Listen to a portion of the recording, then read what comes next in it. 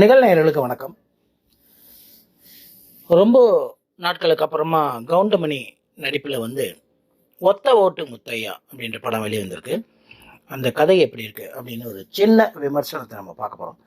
இந்த படத்தை பார்த்திங்கன்னா சினிகிராஃப்ட் ப்ரொடக்ஷன் தயாரிச்சிருக்காங்க. இயக்கம் சாய் ராஜ்கோபால். இவர் ஏற்கனவே நிறைய காமெடி ஸ்கிரிப்ட் எல்லாம் எழுதுகிறவர். இதில் பார்த்திங்கன்னா முக்கியமாக கவுண்டமணி, யோகி பாபு, ரவிமரியா, ஓஏ சுந்தர், மொட்ட ராஜேந்திரன், சிங்கமுத்து, சித்ராலட்சுமன், வையாபுரி, முத்துக்காலைன்னு ஒரு பெரிய பட்டாளமே நடிச்சிருக்காங்க. இந்த படத்துக்கு இசை சித்தார்த் விபின். இந்த படம் கதை எப்படி இருக்குது அப்படின்னு கேட்டிங்கன்னா, இது ஒரு அரசியல்வாதியாக கதையோட நாயகனாக கவுண்டமணி வராரு. அவருக்கு 3 தங்கைகள் இருக்காங்க. அந்த 3 தங்கைகளையும் ஒரே குடும்பத்தில் சேர்ந்த 3 அண்ணன் தம்பிக்கு கல்யாணம் பண்ணி வைக்கணும் அப்படின்னு நினைக்கிறாரு. இந்த சமயத்தில் பார்த்திங்கன்னா இந்த தங்கைகள் பார்த்திங்கன்னா வேறு ஒரு 3 பேரை லவ் பண்ணிவிட்டு அவங்க ஒரே குடும்பத்தை சேர்ந்தவங்க தான் சொல்லி பொண்ணு கேட்க வர சொல்கிறாங்க. அந்த சமயத்தில் பார்த்திங்கன்னா இவர் எலெக்ஷனில் நின்று ஒரு ஓட்டில் தோற்று போயிடுறாரு.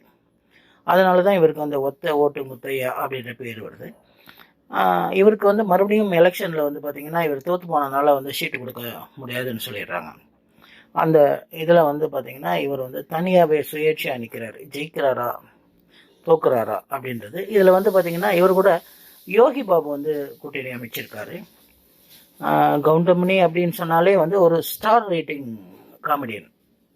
அந்த காலத்தில் ரஜினிகாந்தோட படங்களுக்கே கவுண்டமணி கால் ஷீட்டுக்காக வெயிட் பண்ணுவாங்க அப்படின்னு சொல்லியிருக்காங்க. நிறைய படங்கள் அந்த மாதிரி இருந்திருக்கு.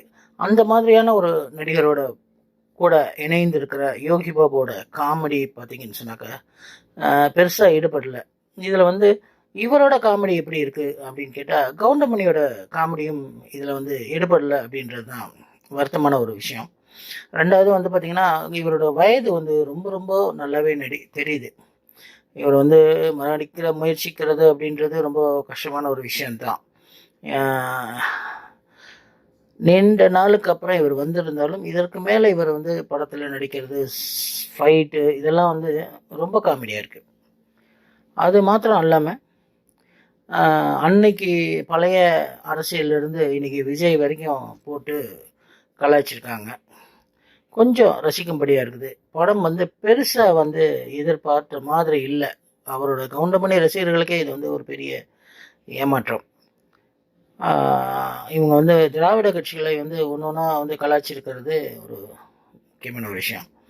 இதில் பார்த்திங்கன்னா ஒளிப்பதிவு சுமாராக இருக்குது, பார்க்குற மாதிரி இருக்குது. ஆனால் பேக்ரவுண்டு மியூசிக்கு, பாடல்கள்லாம் கூட ஒன்றும் ஈடுபடலை.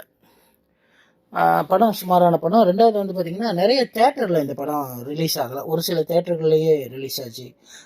அது மாதிரி இல்லாமல் இந்த படம் பெரிய விளம்பரமும் கிடையாது. இந்த படம் நவம்பர் 14 February 14 வெளியானது. பெரும்பாலானவர்களுக்கும் தெரியாது. படம் ரொம்ப சுமார் தாங்க, எதிர்பார்த்த அளவுக்கு இல்லை.